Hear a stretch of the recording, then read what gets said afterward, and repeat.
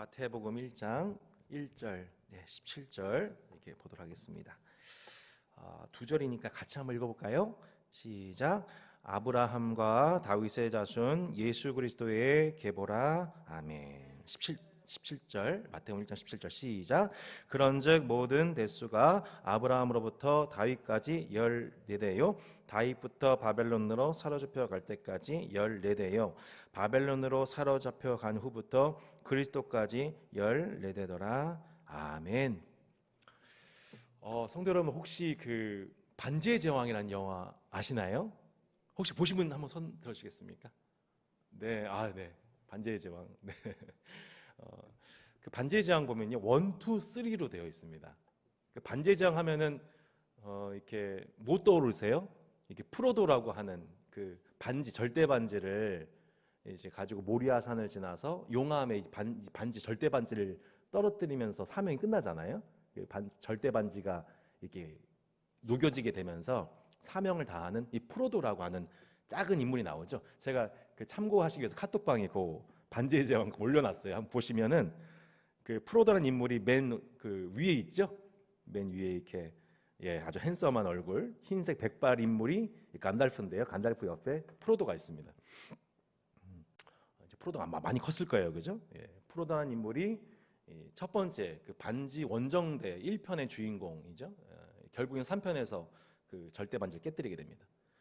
2편의 주인공이 누구냐면 그 왼쪽에 있는 흰발, 백발의 노인이시죠. 이 간달프입니다. 간달프가 어떤 역할을 하게 되냐면은 이 위기 중에 있는 반지 원정대를 극적으로 구출하는 역할을 하게 됩니다. 이제 간달프.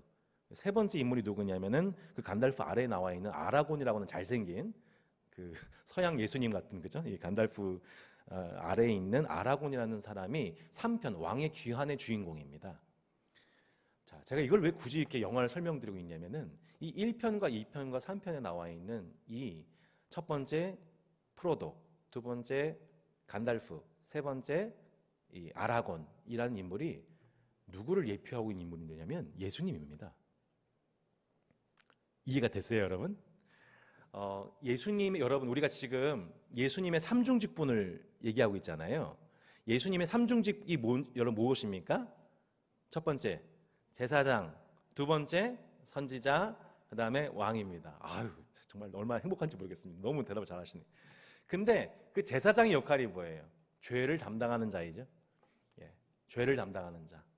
이 죄를 담당하는 역할, 누가 역할을 감당하고 있냐면 그 프로도가 담당한 겁니다. 프로도가 어떻게 해요? 그 반지를 가지고 절대 반지를 가지고 용암에 그걸 빠뜨리잖아요. 죄를 담당하는 어린 양으로서 죄의 문제를 해결하는 자. 이게 사실 반지의 제왕에서 그리고 있는 예수님의 모습이었던 거예요. 이해가 되시나요? 이게 사실 기독교 영화입니다. 기독교 세계관을 담지하고 있는 영화가 반지의 제왕이에요. 그래서 반지의 제왕을 보면 너무너무 재밌어요. 사실은 기독인 입장에서 보면은. 두 번째 인물이 누굽니까? 간달프죠. 간달프가 백발에 그죠? 아주 지혜로운 분이시잖아요. 이분이 결정적인 순간마다 나타나서 반지 원정대를 구출을 해요. 이분은 뭘 의미할까요? 선지자이신 예수님을 상징한 인물이 간달프였던 거예요. 이해되시죠? 이 세계관을 가지고 사실은 이 영화를 만들었던 겁니다. 그렇다면 여러분 쉽습니다. 세 번째 인물, 이 아라곤이라는 인물, 왕의 귀환이잖아요. 나중에 아라곤이 어떤 역할을 하게 돼요? 모든 분열되었던 나라들을 다 통합해서 왕이 됩니다. 왕으로 등극하는 장면, 왕의 귀환 맨 마지막 장면이죠. 이 아라곤이 누구를 상징하고 있냐? 왕이신 예수님을 그려내고 있는 인물이 바로 이 아라곤인 겁니다. 여러분 집에 가서 반지의 제왕 다시 한번 돌려보시길 바랍니다. 이 안에 어마어마한 성경적 모티브들이 숨겨져 있습니다. 오늘 우리가 보게 될 내용이 뭐냐면 우리 예수님은 제사장이시고 선지자이시고 또한 뭐예요? 왕이시다. 구약의 삼중직분을 완성하신 분으로서 그분은 왕으로서 우리 가운데 백성을 다스리신 분이시다 라는 내용을 구체적으로 26문과 26답을 통해서 배워보는 것입니다. 자, 여러분께 질문 드리겠습니다. 그리스도께서 어떻게 왕의 직분을 행하시나요? 답해 보십시오. 그리스도께서 왕의 직분을 행하시는 것은 우리를 그분께 복종케 하시고 우리를 다스리고 보호하시고 그와 우리의 모든 원수를 막고 이기시는 것입니다. 이렇게 정리가 될 수가 있는 것입니다. 그래서 아라곤이 사울의 군사들과 싸워서 끝까지 싸우죠. 끝까지 싸우고 결국에는 그 악의 권세가 무너지게 됩니다. 그리고 왕으로 모든 사람들 앞에서 왕의 대관식, 왕으로서 모든 사람들 앞에서 왕으로서 인정받는 장면으로서 반지의 제왕이 크로징이 되는 것을 보게 됩니다. 하나님 나라의 왕이신 예수님께서 그렇게 하나님 당신의 백성들을 보호하시고 백성들을 위해서 역사하시고 또 원수와 맞서 싸우셔서 마침내 왕으로서 인정을 얻으시게 되는 그 스토리가 바로 성경에 나와 있는 왕이신 예수 그리스도, 왕의 직분을 감당하신 예수 그리스도를 예표하고 있던 그림이었던 겁니다. 자, 여러분, 이렇게 우리가 오늘 이 소일이 문답을 공부하다 보면 자연스럽게 우리가 뭐가 연상이 되냐면, 생각해 보면 구약에서도 제사장이 있었고 구약에서도 그렇게 선지자가 있었고 구약에서도 왕이 있었지 생각이 납니다. 제사장 하면 아론이 떠오르고요, 선지자 하면 엘리야, 나단, 엘리사 떠오르죠. 사무엘이 떠오릅니다. 자, 그런 것처럼 왕 하면 여러분 누가 떠오르십니까? 네, 왕 하면 당연히 다윗이 떠오르시겠죠. 네. 그리고 왕 하면 다윗, 솔로몬, 사울에서 시작되어진 열왕들이 기억납니다. 열왕들. 총 그 열왕기상, 열왕기하. 그게 뭐예요? 많은 40명의 이스라엘과 유다를 다스렸던 40명의 왕들에 관한 얘기가 구약에 나오게 되는 거예요. 예. 사무엘 상에서 나왔던 얘기가 뭐예요? 원래는 이스라엘을 하나님이 어떻게 다스리셨냐면 사사를 통해 다스리셨었어요. 사사, 저지스, 대법관들 통하여서 하나님이 하나님의 통치를 나타내시다가 사무엘상에 보면은 이스라엘 백성들이 하나님 안 되겠습니다. 사사들이 사고 치는 거 보니까 못 믿겠어요. 저희한테도 왕을 좀 세워주세요. 왕이 있어야 왕들이 저희들을 위해서 대적들과 맞서 싸우고 우리와 앞서서 대장이 되어줘서 고대 근동의 나라들이 보호를 받는 것처럼 우리도 그렇게 왕이 필요하겠어요? 라고 하나님께 구했을 때 하나님 그걸 허용을 하시죠. 그 첫 번째 왕이 결국 사울이었고 두 번째 다윗, 솔로몬, 그리고 40명의 총 왕들이 세워졌던 것입니다. 그게 구약의 역사죠. 근데 여러분 한번 생각해 보세요. 그렇게 우리에게도 왕이 있어야 되겠습니다라고 이스라엘 백성들이 구해서 왕이 주어졌을 때에 40명의 왕들이 이스라엘을 다스린 결과가 무엇이었습니까? 멸망이었습니다. 포로가 되는 것이었습니다. 그게 구약의 역사예요. 열왕기상, 열왕기하의 결론이 뭐예요? 역대상, 역대하의 결론이 뭐예요? 우리가 인간왕을 섬겼더니 결국엔 우리는 그 인간왕의 노예가 되더라. 열왕의 노예가 되더라. 혹은 열방의 노예가 되더라. 이게 구약의 역사예요.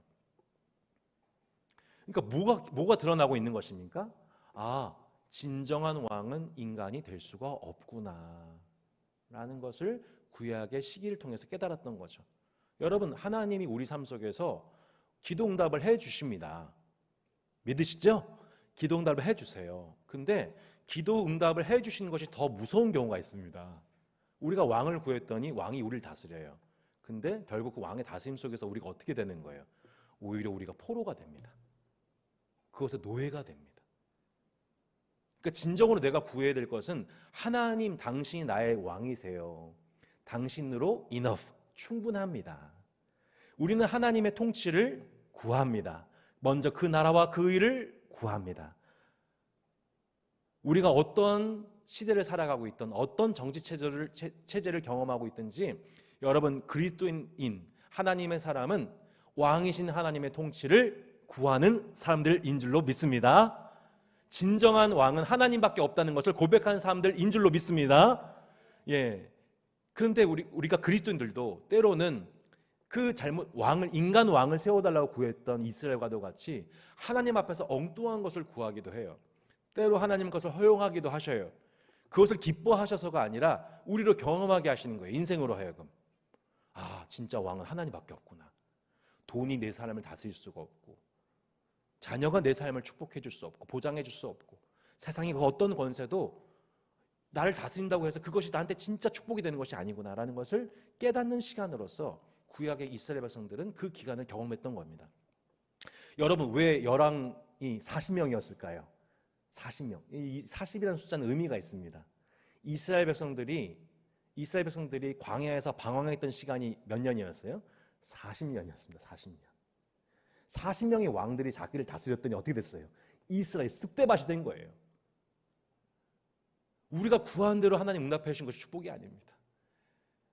우리가 정말로 구해야 될 기도가 있다면 그것은 하나님 당신이 우리 삶을 당신만이 우리의 삶을 다스리시는 진정한 왕이십니다. 하나님 지금이 좋습니다. 지금처럼 주님이 저를 다스려 주세요. 영원토록. 이 기도를 하나님이 가장 기뻐하실 줄로 믿습니다. 예, 이건 설교였습니다. 갑자기. 예. 그렇게 이스라엘 백성들이 인간 왕을 구했더니 인간 왕이 저들을 다스렸을 때에 어떻게 됐어요? 결국 포로로 끌려가게 된 거예요. 열왕들이 아니라 열방의 왕들의, 세속의 왕들의 다스림을 받게 되었어요. 다시 애굽에서 종살이 하던 것처럼 다시 종살이 하게 되었어요. 그게 구약의 역사죠. 그랬더니 이스라엘 백성들이 뒤늦게 여러분 어떤 마음을 갖게 됩니까? 그때 포로로 끌려간 이스라엘 백성들 안에서 마음속에서 드디어 누구를 갈망하게 돼요? 하나님, 메시아요, 어서 오소서. 하나님 당신께서 오래전에 우리 열조들과 더불어 언약하신 그대로 그 메시아를 우리에게 보내주세요. 다윗보다 더 뛰어난 메시아를 보내주셔서 우리를 회복시켜 주세요. 그분의 통치를 갈망합니다라고 하는 메시아 대망 사상이라고 합니다. 이게 포로기 때 퍼져나갔던 거죠. 여러분, 우리가 45년 동안 일제 강점기 때 한국의 민족들이 바랬던 것이 무엇입니까? 제발 대한민국이 광복의 날이, 독립과 광복의 날이 어서 오게 하소서. 이게 한 맺힌 기도 아니었겠어요? 예. 그 통치를 기다립니다. 일제에서 벗어나게 하소서라고 하는 것이 이 땅에서의 하늘 향한 간절한 부르짖음이었습니다. 네. 36년이었죠. 그 시간 결과적으로 대한독립 만세! 그 통치가 회복되었던 것처럼 이스라엘 백성들이 포로기가 되어서 그렇게 메시아를 대망했던 것이었고, 그 메시아를 대망했던 그 결과 때가 차매 하나님이 그 아들을 이 땅에 보내어 주셨습니다. 여러분, 예수님께서 왜 우리의 진정한 왕이십니까? 대통령은 5년 다스립니다. 푸틴과도 같은 사람들 한 20년, 30년 다스리다 결국 죽겠죠. 하지만 우리가 바라볼 진정한 왕, 왕 중의 왕이신 예수님은 우리를 태초부터 영원토록 우리를 다스리시는 진짜 왕이라는 것이 세속 역사 한복판 가운데서 지금 현재 진행형으로 이루어져 가고 있는 것입니다. 왜 예수님이 진정한 왕이십니까? 첫 번째, 우리를 그분께 복종케 하시는 분이시기 때문입니다. 빌립보서 2장 9절로 11절에 보시면 그 유명한 그리스도 찬가가 나옵니다.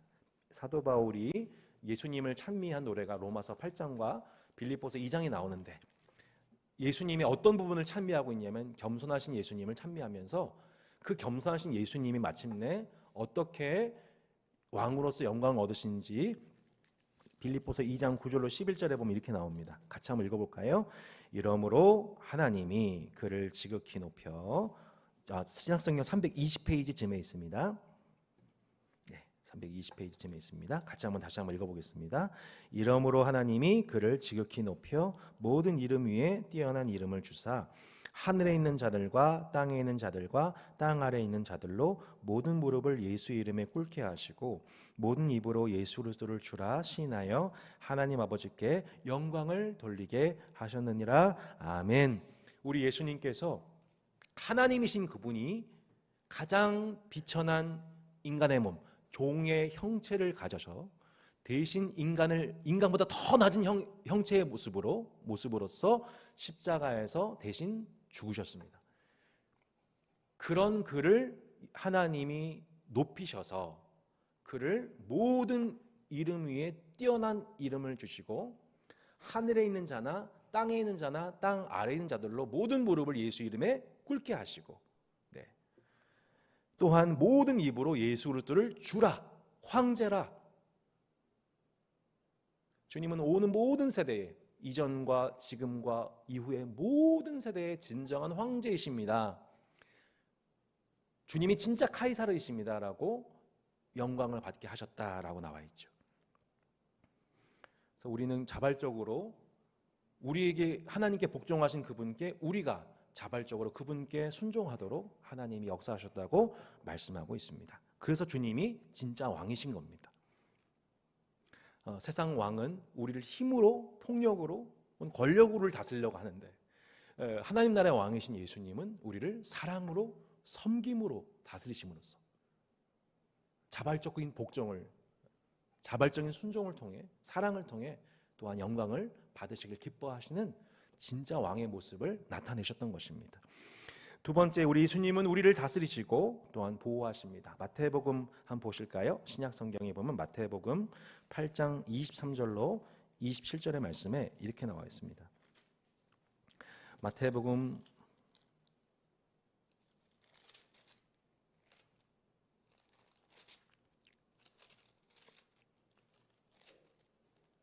'네, 이 사건이 어떻게 나와 있습니까? 예수님께서 제자들과 더불어서 배를 띄워서 건너가신 거라사인 지방에 건너가신 중에 큰 놀이일죠. 바다에 큰 놀이일고 배가 물결에 잠기게 되었습니다. 예수님은 배 한편에서 주무시고 계셨죠. 그 가운데에서 제자들이 예수님을 깨우게 되었을 때에 예수님께서 바다를 꾸짖으셨을 때 그것을 잠잠케 하시죠. 여러분, 제가 이 말씀을 참 많이 이제 좋아하게 되는데요. 이게요, 성도들이 실제로 예수님을 믿고 영접하게 된 이후에, 특별히 뭐 제자 훈련이나 말씀이 들어가기 시작할 때에 이런 영적 전쟁이 일어나게 됩니다. 그러니까 우리가 하나님의 품을 언제 가장 강력하게 경험하냐면,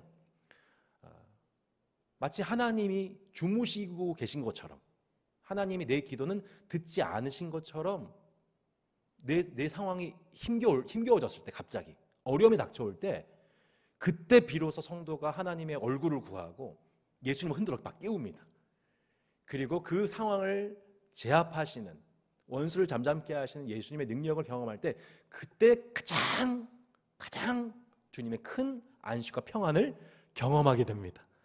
보니까 하라가 가장 깊이 잠든 때가 언제냐면 차 안에서 막 흔들릴 때 엄마 품에 안겨 있을 때, 그때 가장 고요하게 잠듭니다. 여러분, 마찬가지로 예수님께서 우리 삶 가운데에서 어떻게 개입하십니까? 때로는 예수님이 주무시는 것 같아요. 분명히 같이 배를 탔는데, 같이 배 타자고 먼저 주선하신 분이 예수님이신데, 예수님은 그 안에서 주무시는 것 같은 상황을 경험합니다. 혼자 우리가 죽게 된 상황을 경험합니다. 그때 우리가 예수님을 원망하는 것이 아니라 어떻게 해야 돼요? 예수님을 흔들어 깨우는 거예요. 아, 예수님이 지금 이 상황을 주관하고 계시지, 알고 계시지. 예수님이 그것에 대해서, 상황에 대해서 말씀하시고 그 말씀을 통해서 상황을 제압하심을 통해 제자들이 뭐라고 고백하게 되냐면, 맨 마지막에 보면은, 아니, 이분은 도대체 누구시길래 바다와 바람도 그에 순종하는가? 여러분, 왜 바다와 바람이 예수님께 순종합니까? 예수님이 왕이시기 때문입니다. 할렐루야. 예수님이 온 상황과 모든 피조물을 다스리시는 왕이시니까, 왕이 명령하니까 자연 피조물이 잠잠게 되는 거죠. 그러면 제자들은 어떤 지식을 얻게 되는 거예요? 예수님이 왕이시구나, 예수님이 자연과 상황을 주관하시는 분이시구나라는 지식이, 예수님이 왕으로서 이 땅을 다스리시는 분이시구나라는 인식이 그 체험 학습을 통해서 분명하게 인지가 되는 것이죠. 그러므로 성도 여러분, 고난 속에서 함께 하시는, 왕으로서 여러분을 다스리시는 예수님을 체험하시기를 축복합니다. 그 상황을 주관하시는 예수님을 신뢰하시기를 바랍니다. 그 예수님의 통치가 제자들에게 경험되어지는 거예요. 제자 훈련 기간 동안. 그래서 만약 이 과정이 없다고 생각해 보세요. 그냥 배 타고 유람선처럼 유유히 우리 인생이 지나간다고 생각해 보세요.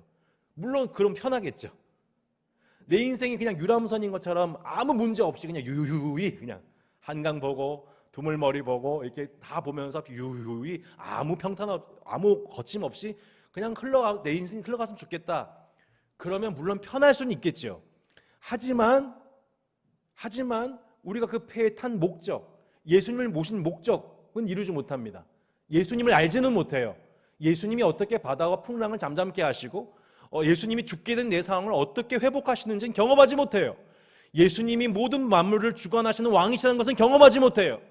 그럼 이 땅에서 하나님을 아는 백성으로서의 지식은 성장하지 못하게 되겠죠. 여러분, 예수님을 신뢰할 수 있기를 바랍니다. 때로는 주무시는 것 같은 상황 속에서도 그게 아니라, 주무시는 게 아니라 우리가 예수님을 흔들어 깨울 때이구나. 그 배에 함께 우리를 태우게 하신 그 예수님의 섭리를 깊이 신뢰하시고, 섭리뿐만 아니라 능력으로서 악을 제압하시고 고난을 다스리게 하시는 영권을 받으시기를 축복합니다. 아멘. 세 번째, 원수를 막으시고 승리하십니다. 자, 시편 찾아볼까요? 시편 110편 1절에 보면 이렇게 나와 있습니다. 시편 110편 1절 이렇게 나와 있습니다. 구약성경 886페이지쯤에 있습니다.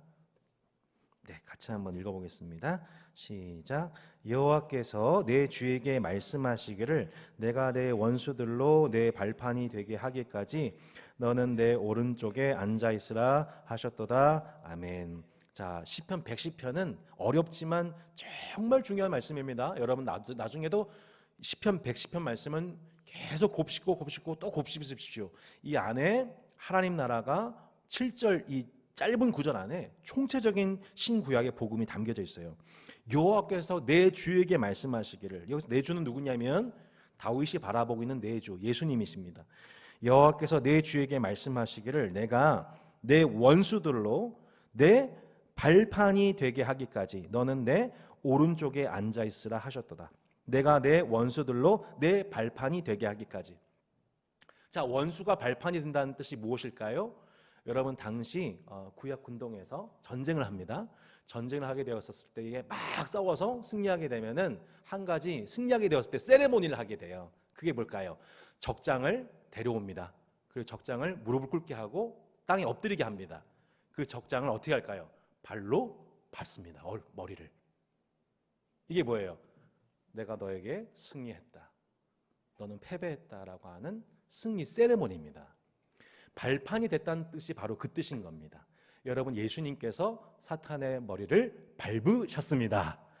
예, 이 뜻이에요. 근데 지금 이미 십자가와 부활 사건을 통하여서 원수에 대해서 승리를 하셨는데 아직 최종 승리의 날이 오지가 않았는데, 그 날은 예수님의 재림과 함께 그 예수님과 하나님 나라를 대적했던 모든 원수와 세상과 모든 지옥의 권세들을 예수님께서 완전하게 이 땅에서 소멸하시는 날이 오게 될 것입니다. 그게 뭐예요? 원수를 막으시고 승리하실 것에 관한 다윗의 노래였던 거예요. 다윗에 대해서 사람들이 막 얘기하면서 칭송을 하면서 저 사람이야말로 우리를 다스릴 사람이야, 저 사람이 메시아인지도 몰라 막 이랬었어요.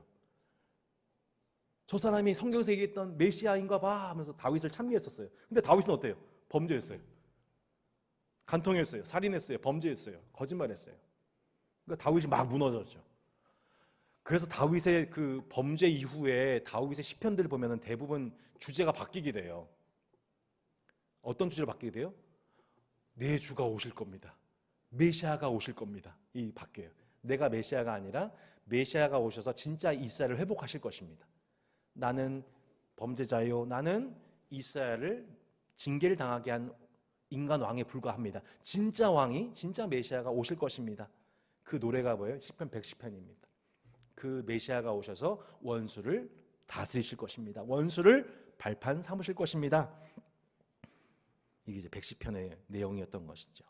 고린도전서 15장 25절도 한번 찾아볼까요? 고린도전서 15장 25절 보시면 이런 표현들이 등장합니다. 고린도전서 15장 25절에 보시면 이렇게 나와 있습니다. 같이 한번 읽어보겠습니다. 신약성경 282페이지입니다. 시작. 그가 모든 원수를 그 발 아래에 둘 때까지 반드시 왕노릇 하시리니. 아멘. 여러분, 예수님은 이미 이 땅에 오셔서 하나님 나라의 통치를 시작하셨어요. 예. 하나님 나라 가까이 왔다 하시면서 이 땅에서 하나님 나라 통치를 시작하셨어요. 십자가에서 죽으시고 부활하심으로 원수에 대해서 승리하셨어요. 그래서 하나님의 통치가 이미 이 땅 가운데 임했습니다. 여러분, 누가 뭐래도 이 세상 하나님이 다스리고 계십니다. 그런데 눈앞에 보이는 현실은 여전히 원수들이 곳곳에서 그 하나님과 그리스도를 대적하며 그 문화를 대적하며 헐개를 치고 있는 마지막 시대를 우리가 지금 살아가고 있습니다. 최종적으로 그럼 어떻게 세상이 어떻게 되냐 했었을 때에 그 원수와 졸개들의 활동과 그 뜻대로 이 세상이 흘러가는 것이 아니라 그 모든 세력들에 대해서 예수님이 지금도 하나님 보좌 우편에서 이 세상을 다스리고 계시는 예수님의 통치가 완전하게 구현된 날이 곧 오게 된다는 것입니다. 이것이 신약 성도들의 유일한 간절한 소망, 확실한 소망인 것입니다. 우리는 그 날을 바라보며 사는 거예요. 아무리 이 세상이 개떡같이 흘러가도, 아무리 이 세상이 악해지고 하나님 나라가 이루어지지 않는 것 같은 상황을 볼지라도 우리는 예수님이 이 땅에 처음 오셨던 것처럼 다시 오실 것이다. 이미 시작된 통치가 곧 완성될 것이다. 지금 눈앞에 악한 자들이 형통해 보이는 질서를 본다 하더라도 그 악인의 형통은 결국 길지 못할 것이며 영구하지 못하며 결국엔 하나님 편에 선 의인들이 하나님께로부터 영예와 칭찬과 보상을 받게 될 것이다 라고 하는 분명한 신학을 가지고 마치 반지의 제왕 맨 마지막 편 왕의 귀환, 그 아라곤이 그를 둘러싼 악한 세력들과 더불어서 너무 많은 벌떼 같은 악한 자들이 있는데 그 앞에서 끝까지 싸우자 하면서 칼을 빼고 막 새벽까지 싸우잖아요. 꼭 보시길 바랍니다. 공감이 안 되시는군요. 꼭 맨 마지막 팍 싸워요. 그러니까 나중에 그 모든 악한 군사들이 땅 밑으로 다 끌려 내려가면서 심판받게 되고 마침내 그 왕의 귀환 통해서 모든 스토리가 완성이 되는 것처럼 우리 예수님의 통치가 그렇게 우리 눈앞에 나타나는 때가 오게 될 줄로 믿습니다. 아멘. 자, 그래서 우리가 배웠던 이 과정을 통하여서 우리가 한 가지 분명한 교훈을 얻게 됩니다. 진짜 왕은 인간과 세상을 다스릴 진짜 왕은 인간이 될 수 없으며 오직 예수 그리스도만이 우리의 진정한 유일한 영원한 왕이심을 인정하게 되는 역사가 모든 세속 역사의 결론입니다. 모든 교회 역사의 결론입니다. 아멘. 우리가 지금 3주 동안 예수 그리스도의 삼중직분을 배웠습니다. 예수님이 제사장이시고 선자이시며 왕이십니다. 그러면 이 왕이신 예수님이 지금 이 세상을 어떻게 통치하고 계시는가? 교회를 통해서 통치하십니다. 네, 교회를 통해서. 교회의 머리이신 예수님이 몸된 교회를 통해서 지금도 일하고 계신 거예요. 우리는 그분의 손과 발이 되어서 지금 움직이고 있는 거예요. 우리가 머리 대신 예수님께 공급을 받아요. 몸이, 그죠? 몸이 공급을 받고 지시를 받아요. 주님의 마음과 뜻을 이해하고 손과 발이 되어서 그곳으로 달려가는 겁니다. 그분의 손이 되어서 섬기는 겁니다. 그게 주님의 몸이에요. 그러니까 주님은 지금도 머리로서 주의 몸된 교회를 통해서 이 세상을 통치하고 계시고 세상을 위해서 봉사하고 계시고 세상을 회복하고 계신 줄로 믿습니다. 그래서 예수님이 그 역할을 감당하기 위해서 주의 몸된 교회를 주셨고 교회에 또 뭘 주셨냐면은 직분을 주셨습니다. 간단하게 이 부분 이제 보고 마무리하도록 하겠습니다. 신약교회의 삼중 직분이 무엇이냐면 제가 따스한 교회론 때 말씀드렸지만 그것이 주님이 세우신 직분이 바로 목사, 장로, 집사입니다.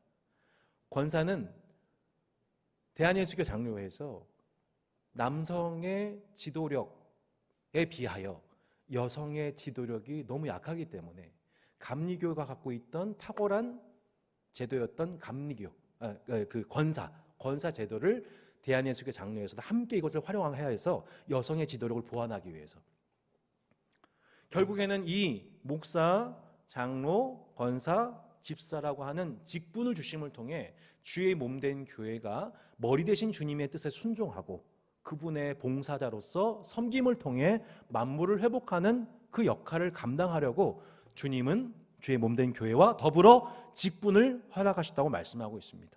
그 직분에 관한 자세한 내용은 디도서 1장과 디모데전서 3장에 나와 있습니다. 그래서 집사의 자격, 감독의 자격, 목사의 자격, 장로의 자격, 이것을 통하여서 그렇게 선별하여서 지도자를 세움을 통하여서 왕 대신 주님의 통치가 더 나타나게 하려. 여러분, 목사와 장로와 권사와 집사가 왕이 아닙니다. 예, 어떤 경우에 담임 목사가 제왕적인 통치를 해가지고 문제된 경우 너무 많습니다. 목사는 절대로 왕이 아닙니다.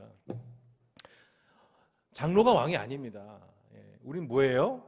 그분의 몸의 지체로서 연약한 자들을 돌보도록 건강한 몸으로서 이 세상을 섬기도록 주님이 직분을 위임하신 것입니다. 믿으시죠, 여러분? 그래서 에베소 4장에 보면 이렇게 나와 있습니다. 그가 어떤 사람은 사도로, 어떤 사람은 선자로, 어떤 사람은 복음 전하는 자로, 어떤 사람은 목사와 교사로 삼으셨으니 이는 성도를 온전하게 하여 봉사의 일을 하게 하며 그리스도의 몸을 세우려 하십니다.